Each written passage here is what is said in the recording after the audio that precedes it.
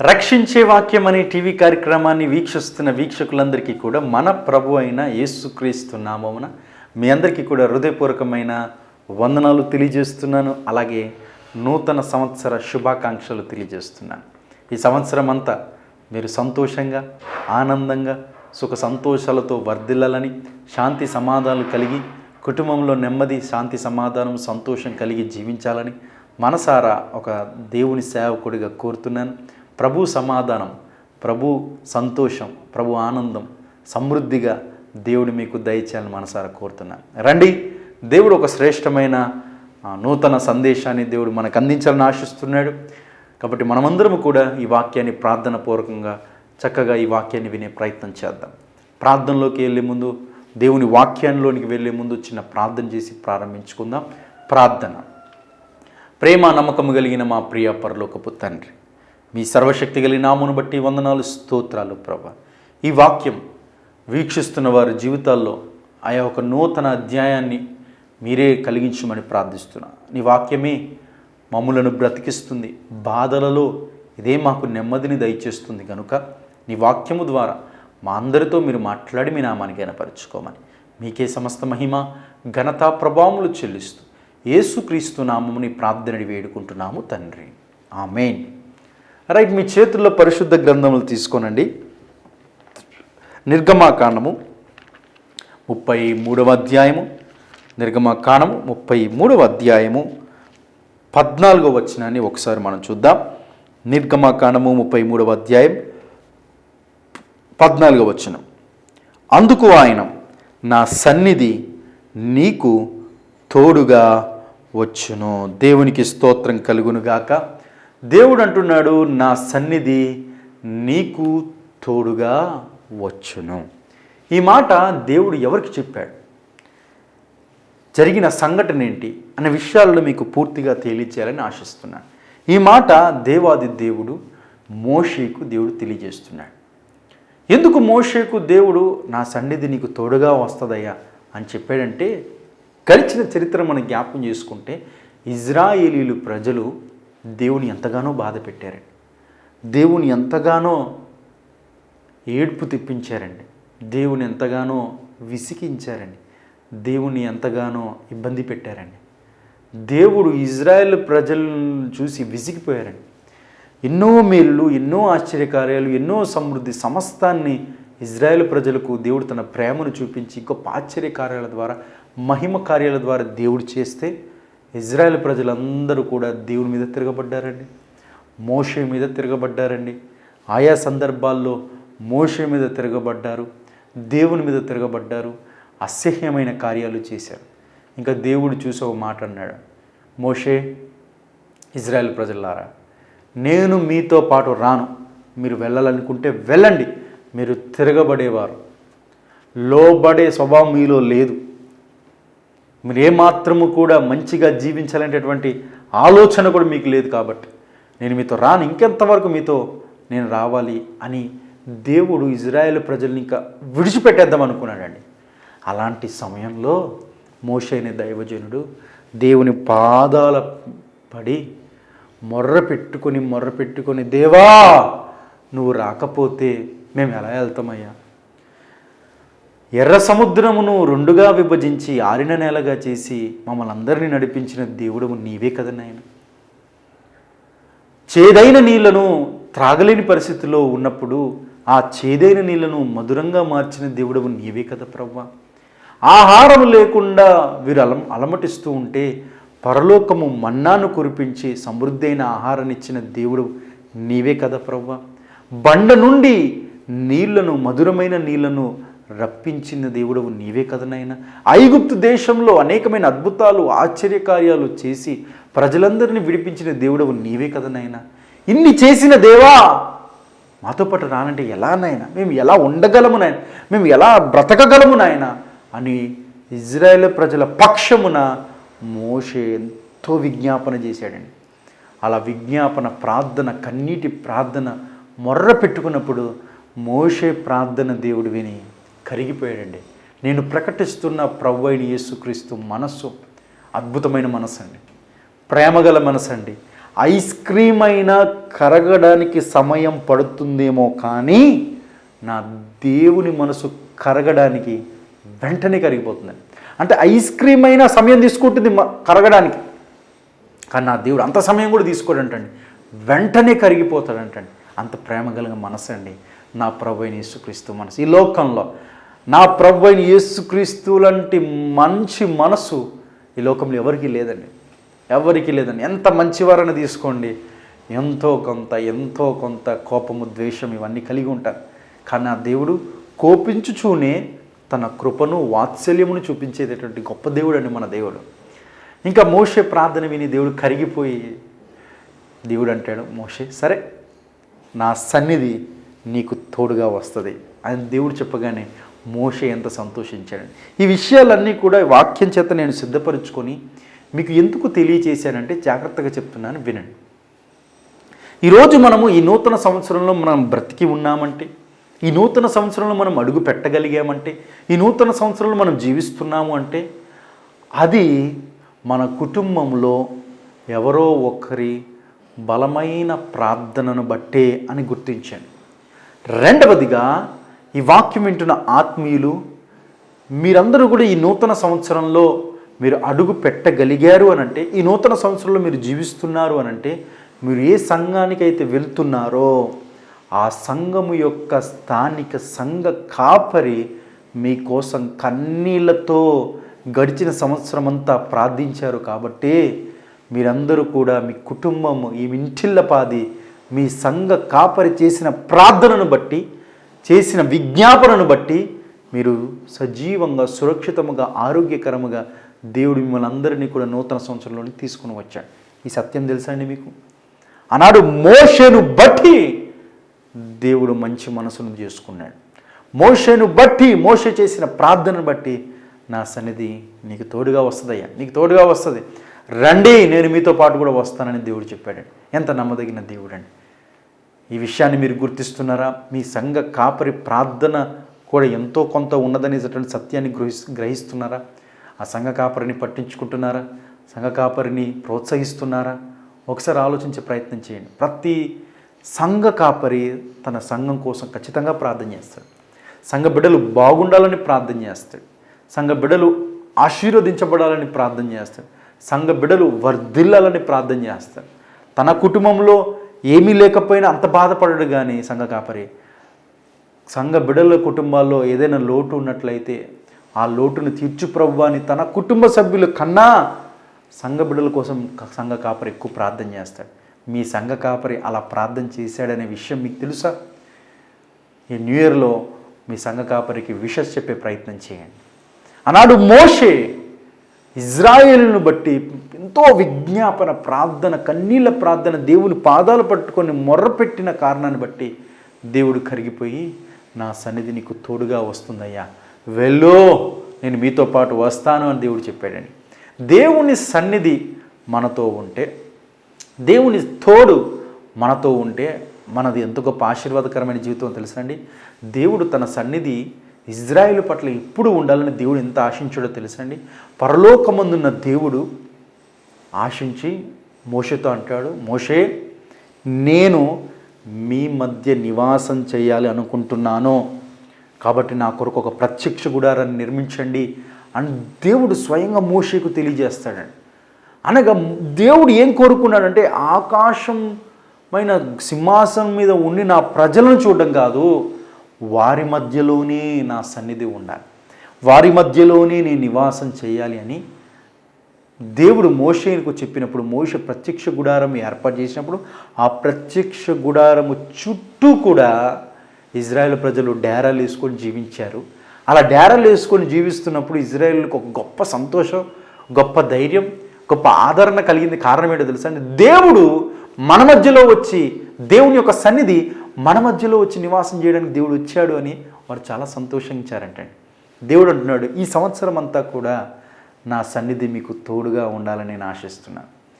ఈ సంవత్సరం అంతా కూడా నేను మీతో, మీలో, మీ ఇంటిలో, మీ కుటుంబంలో, మీ జీవితంలో నేను నివాసం చేయాలని, నా సన్నిధి మీకు తోడుగా ఉండాలని నేను ఆశిస్తున్నాను అని దేవుడు కోరుతున్నాడండి.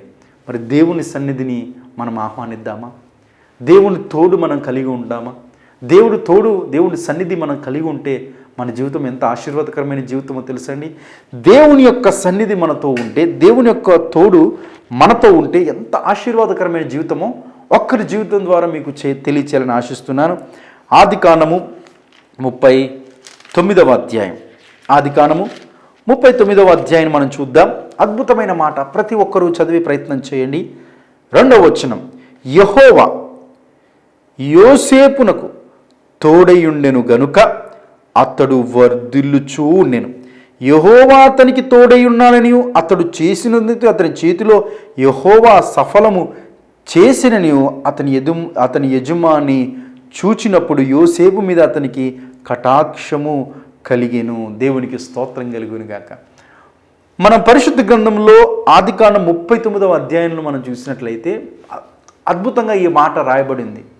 యెహోవా యోసేపునకు తోడై ఉండెను గనుక, దేవుని యొక్క సన్నిధి యోసేపుతో ఉండెను గనుక యోసేపు నాటినాటికి వర్ధిల్లుతూ ఉన్నాడు. అలా వర్ధిల్లుతూ ఉన్న ఆ వర్ధిల్లుతున్న జీవితము యోసేపు అధికారి చూసి యోసేపు మీద ప్రేమ, యోసేపు మీద కటాక్షం కలిగి ఉండి యోసేపుకు ప్రమోషన్ మీద ప్రమోషన్ ఇచ్చాడంటండి. చూడండి, మన దేవుడు ఎంత అద్భుతమైన దేవుడు అండి. ఈ మాటలు వింటున్న ప్రియ సహోదరులు సహోదరులు, ఉద్యోగం చేస్తున్నారా? నీ ఉద్యోగంలో దేవుడు నీకు తోడుగా ఉండాలని ఆశిస్తున్నాడు. నువ్వు చేస్తున్న ఉద్యోగంలో దేవుని సన్నిధి కలిగి జీవించమని ప్రభు కోరుతున్నాడు. నువ్వు చేస్తున్న ఉద్యోగంలో దేవుడు నీకు తోడుగా ఉంటే నువ్వు ప్రమోషన్ కోసం అప్లికేషన్లు, ప్రమోషన్ కోసం ఎన్నో ఎదురుచూపులు, ప్రమోషన్ల కోసం పరుగు పెట్టడం కాదు, ప్రమోషన్లే నీ వెంట పరుగు పెట్టే విధంగా దేవుడు చేస్తాడు.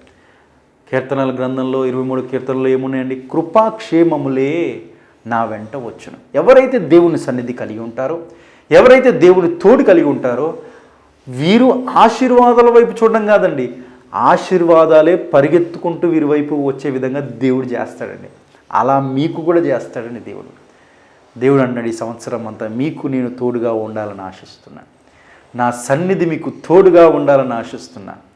నేను మీతో పాటు ఉంటాను, మీ జీవితంలో ఉంటాను, మీ కుటుంబంలో ఉంటాను, మీ ఉద్యోగంలో ఉంటాను, మీ వ్యాపారంలో ఉంటాను దేవుడు చెప్తున్నాడు.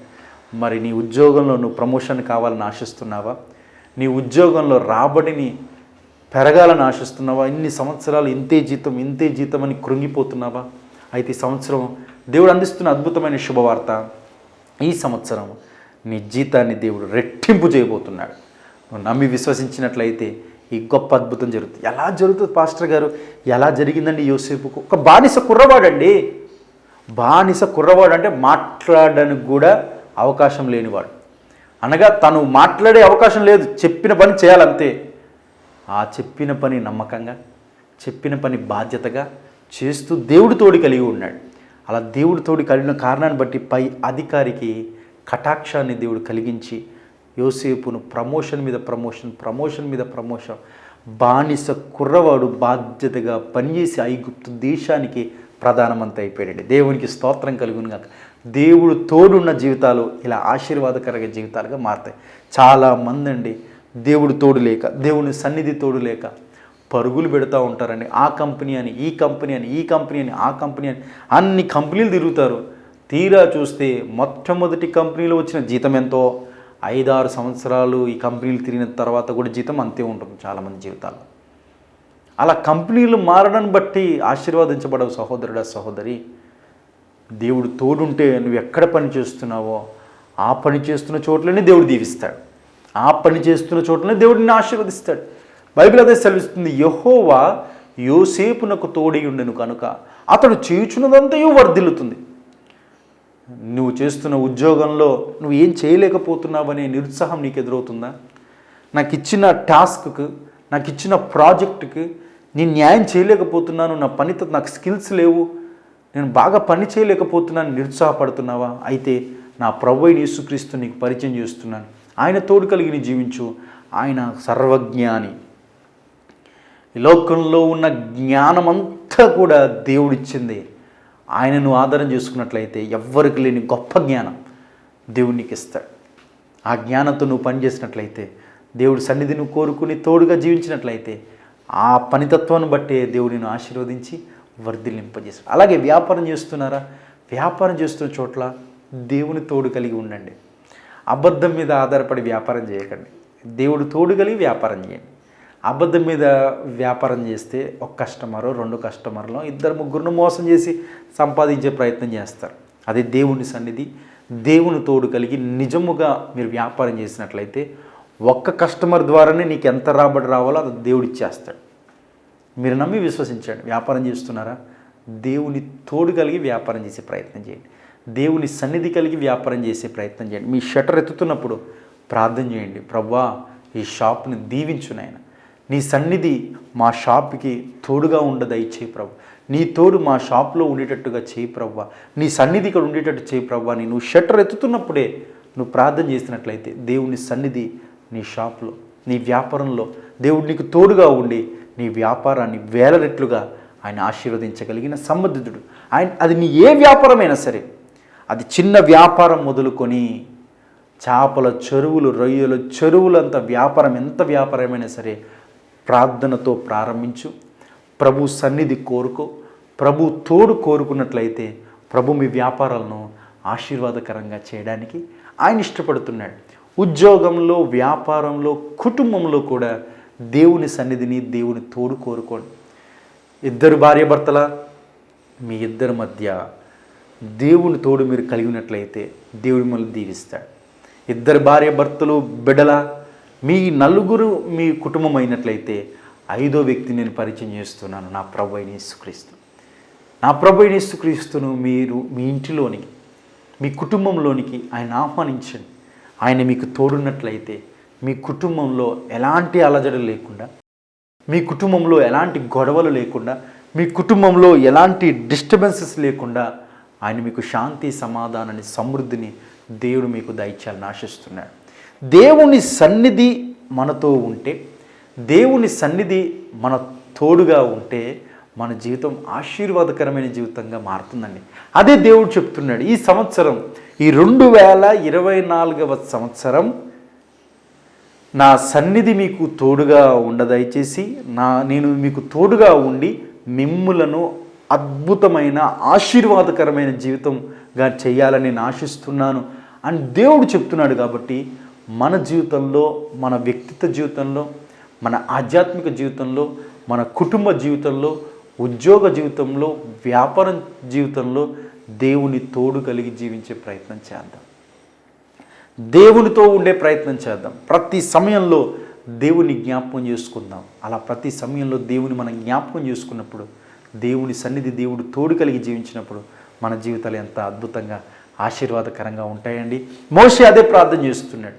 ప్రభువా, నువ్వు మాతో రాకపోతే ఎలానైనా అని ప్రార్థన చేస్తున్నప్పుడు దేవుడు అంటాడు, నా సన్నిధి నీకు తోడుగా వస్తుందయ్యా.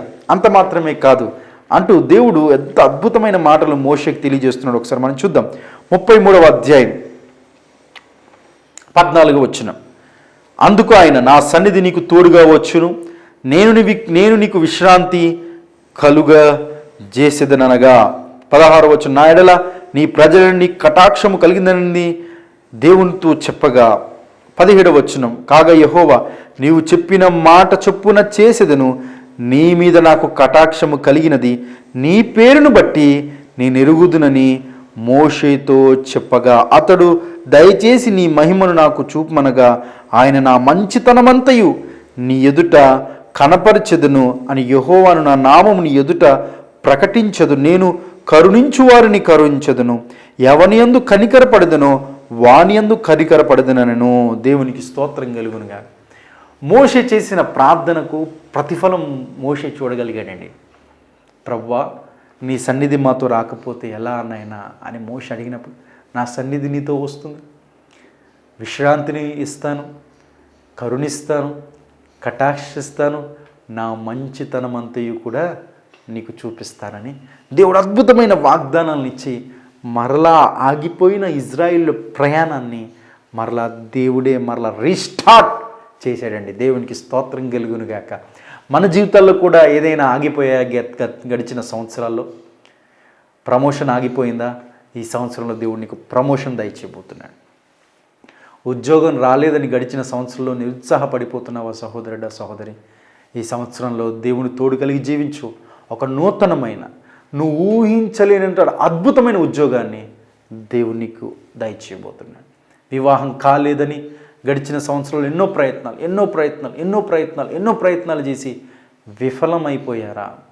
సంబంధాలు చూసి చూసి చూసి చూసి నిరాశపడిపోతున్నారు. మీకు అనుకున్నట్టుగా సంబంధం కుదరట్లేదా?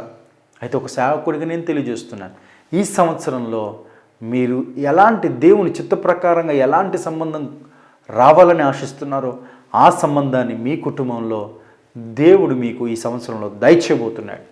మీరు దేవుని సన్నిధి కలిగి, దేవుని తోడు కలిగి మీరు జీవించినట్లయితే దేవుడి ఈ ఆశీర్వాదాలన్నీ కూడా మీకు దయచేయాలని ఆయన ఇష్టపడుతున్నాడు. మరి దేవుని సన్నిధిని కోరుకుందామా? దేవుని యొక్క ప్రసన్నతను కోరుకుందామా? దేవుని యొక్క తోడును మనం కోరుకున్నట్లయితే యోసేపును దీవించిన దేవుడు, యోసేపును ఆశీర్వదించిన దేవుడు, మోషేతో మాట్లాడిన దేవుడు, మోషేకు నేను నీకు తోడుగా ఉంటానని చెప్పిన దేవుడు, ఆయన నిన్న నేడు నిరంతరము ఏకరీతిగా ఉన్న దేవుడు. ఎవరి పట్ల కూడా ఆయన దూరం పెట్టే దేవుడు కాదు, అందరినీ సమానంగా ప్రేమించే దేవుడు, అందరి పట్ల సమానంగా చూసేటటువంటి దేవుడు. భక్తుల జీవితాల్లో దేవుడు తన తోడుని ఎలా చూపించి వారిని ఆశీర్వదించాడు. ఆయన నిన్న నేడు నిరంతరం ఏకరీతిగా ఉన్న గొప్ప దేవుడు కనుక ఆయన మన జీవితాల్లో కూడా మనకు తోడుగా ఉండి, ఆయన సన్నిధి మనకు తోడుగా ఉండి మనలను దీవించి మనలను ఆశీర్వదించి ఈ సంవత్సరం అంతా దీవెనకరముగా మనం చేయాలని దేవుడు ఆశిస్తున్నాడు. కాబట్టి దేవుని సన్నిధిని దేవుని కోరుకొని అటు విధమైన ఆశీర్వాదకరమైన జీవితం మనం జీవించే ప్రయత్నం చేద్దాం. అటు దేవుని యొక్క మహాకృప మనందరికీ సదాకాలం తోడేయును గాక. రండి ప్రార్థన చేద్దాం. ప్రార్థన. ప్రేమ స్వరూపుడు అయిన మా ప్రియా పరలోకపు తండ్రి, మీ సర్వశక్తి కలిగిన నామమును బట్టి వందనాలు చెల్లిస్తున్నాను. ఆనాడు మోషే ప్రార్థించినప్పుడు మోషేతో మీరు చెప్పారు, మోషే విజ్ఞాపన చేసినప్పుడు మోషేతో మీరు చెప్పారు, మోషే కన్నీళ్లతో ప్రవ్వాను రానంటే ఎలా ప్రభు మేము ఎలా వెళ్తాము నాయనా అని మోషే ప్రార్థించినప్పుడు మోషేతో మీరు చెప్పారు, నా సన్నిధి మోషే, నా సన్నిధి నీకు తోడుగా వస్తుంది, నా సన్నిధి మీకు తోడుగా వస్తుంది, నా మంచితనం అంతా ఇంక చూపిస్తాను, నేను కటాక్షిస్తాను అని ప్రభువా విశ్రాంతినిస్తానని మాటలన్నీ కూడా మోషేకు వాగ్దానాలన్నీ కూడా చేశావు. అంత గొప్ప మంచి దేవుడవు నాయన. మమ్ములను ప్రభువా కటాక్షించడానికి, మమ్ములను కృప చూపించడానికి, మాకు మీరు తోడుగా ఉండడానికి మీరు ఇష్టపడుతున్న దేవా మీకు స్తోత్రం. పరలోకాన్ని విడిచిపెట్టి ఈ లోకంలో దీనుడిగా రిక్తుడిగా వచ్చి మాతో ఉండడానికి మీరు ఇష్టపడ్డారు నాయన. ఎంత ప్రేమ తండ్రి. మీ తోడు కలిగి మేము జీవించినట్లయితే మమ్మల్ని నిండారులుగా ఆశీర్వదించగలిగిన దేవుడు అని మీరు ఈ వాక్యం ద్వారా మీరు సెలవిచ్చిన విధానం బట్టి వందనాలు. ఈ టీవీ వీక్షిస్తున్న వారు ప్రతి ఒక్కరూ మీ తోడు కలిగి జీవించలాగున్న సహాయం చేయమని మీకే సమస్త మహిమ ఘనత ప్రభావములు చెల్లిస్తూ విత్తబడిన వాక్యం ప్రతి హృదయంలో నాటబడి ఫలించటకు కృపతో నింపమని యేసయ్య నామములో ప్రార్థనని వేడుకుంటున్నాం తండ్రి. ఆమేన్. ఇప్పటి వరకు మీరు శ్రేష్టమైన, దివ్యమైన, శక్తివంతమైన సందేశాన్ని మీరు విన్నారు కదండి. చాలా సంతోషం. అయితే మీతో ఒక చిన్న మాట మనవి చేయాలని ఆశిస్తున్నాను. మనము బ్లెస్సింగ్ టీవీలో ప్రతిరోజు రాత్రి 8:30 గంటలకు అరగంట వాక్యాన్ని క్రమం తప్పకుండా ప్రతిరోజు మీకు అందిస్తూ ఉన్నా. ఇలా ఒక సేవకుడిగా నేను ప్రతిరోజు అరగంట ఈ యొక్క ప్రైమ్ స్లాట్లో 8:30 గంటలకు మీకు అందించడానికి ఒక సేవకుడిగా నా మీద ఎంతో భారం, ఎంతో ఆర్థిక భారం ఉన్నది అనే విషయాన్ని మీకు తెలియజేస్తున్నాను. ఈ వాక్యం మీరు చక్కగా వింటున్నారు, సంతోషం. ఆత్మీయంగా బలపడుతున్నారు, సంతోషం. దేవుడు కూడా మీ జీవితాల్లో దీవెనలు, ఆశీర్వాదాలు ఇవ్వాలని నేను మనసారా కోరుతున్నాను. అయితే ఈ టీవీ ప్రోగ్రాం వెనకాల ఎంతో ఆర్థిక భారం ఉన్నదనే విషయాలు మీకు తెలియజేస్తున్నాను. ఈ టీవీ ప్రోగ్రాన్ని మీరు ప్రతిరోజు చూస్తున్నారు, చాలా సంతోషం. 10 మందికి తెలియచేయవలసిందిగా కోరుతూ ఉన్నాను. అయితే మీరు కూడా సహాయపడవలసినటువంటి బాధ్యత మీ మీద ఉన్నది అని ఒక సేవకుడిగా నేను తెలియజేస్తున్నాను. మీరు సహాయపడినట్లయితే ఈ టీవీ ప్రోగ్రామ్స్ ఇంకా మరింతగా ఆశీర్వాదకరముగా ప్రతిరోజు మీరు ఎలా చూస్తున్నారో ఇంకా ప్రతిరోజు ఈ టీవీ ప్రోగ్రామ్స్ను టెలికాస్ట్ చేసేవారుగా మీరు అవుతారు. కాబట్టి మీరు కూడా మీ కుటుంబం మీరు కూడా ఈ దీన సేవకుడికి సహకరించే ప్రయత్నం చేయండి. మీ వంతుగా మీరు ఎలాగా సులభతరముగా సహకరించగలరో టీవీలో మేము నా నెంబర్ని డిస్ప్లే చేసే ప్రయత్నం చేస్తున్నాం. టీవీలో నెంబర్ ఉంది కదండి, ఆ నెంబర్ మీరు చూస్తున్నారు కదా, ఆ నెంబర్ను ఒక్కసారి మీరు ఫోన్ చేసే ప్రయత్నం చేయండి. స్వయంగా నేనే మీతో మాట్లాడతాను, మీకోసం ప్రార్థన చేస్తాను. అదే సమయంలో మీరు ఎలా ఈ టీవీ ప్రోగ్రాంకి మీ వంతుగా మీరు ఎలా సహాయపడగలరో సులభతరంగా మేము మీకు చెప్పే ప్రయత్నం చేస్తాం. తద్వారా మీరు ఈ టీవీ ప్రోగ్రాంకి సహాయపడుతూనే దేవుని యొక్క సేవలో మీరు పాలిభాగస్తులుగా అవుతారు. కాబట్టి ఖచ్చితంగా మీరు ఈ దీన సేవకుడికి సహకరించినట్లయితే ఈ గొప్ప ఆశీర్వాదం మీ జీవితంలో కలగాలని మనసారా కోరుతున్నాను. మీరు ఎలా సహాయపడగలరో టీవీలో నెంబర్లో కనబడుతున్న నెంబర్కి ఫోన్ చేయండి, మేము మీకు సులభతరంగా చెప్పే ప్రయత్నం చేస్తాం. నన్ను మీ కుటుంబంలో ఒక కుమారుడిగా స్వీకరించండి. మీ కుటుంబంలో మా కుటుంబంలో ఒక సేవకుడు ఉంటే బాగుంటుందని మీరు ఒకవేళ ఆలోచించినట్లయితే, అలా ప్రార్థిస్తున్నట్లయితే నేను మీ కుటుంబంలో ఒక కుమారుడిగా అని మీరు స్వీకరించండి. నన్ను మీ కుమారుడిగా భావించండి, ప్రోత్సహించండి. ఇంకా ఇలాంటి అనేకమైన దేవుని యొక్క వాక్యాలను ప్రతిరోజు ప్రకటించడానికి నేను సిద్ధమే. టీవీలో టెలికాస్ట్ చేయాలంటే దీనికి ఛార్జ్ అవుతుంది కాబట్టి మీరు సహకరించవలసిందిగా ప్రభు పేరట మనవి చేస్తున్నాను. దేవుడు నాకైతే గుండె నిండా వాక్యాన్ని ఇచ్చాడు. వాక్యాన్ని చెప్పగలిగేటటువంటి కృపను దేవుడు ఇచ్చాడు. ఆ వాక్యాన్ని ప్రకటించాలంటే, ఇలా టీవీలో ప్రకటించాలంటే అది మీ వలనే సాధ్యమవుతుంది. కాబట్టి మీరు సహకరిస్తారని, మీరు ప్రోత్సహిస్తారని మనసారా కోరుతూ దేవుని యొక్క శాంతి, సమాధానం, సమృద్ధి అయిన ఆశీర్వాదం మీకు మీ కుటుంబానికి సమృద్ధిగా ఉండాలని మనసారా కోరుతూ నా మాటలు ముగిస్తున్నాను. God bless you all.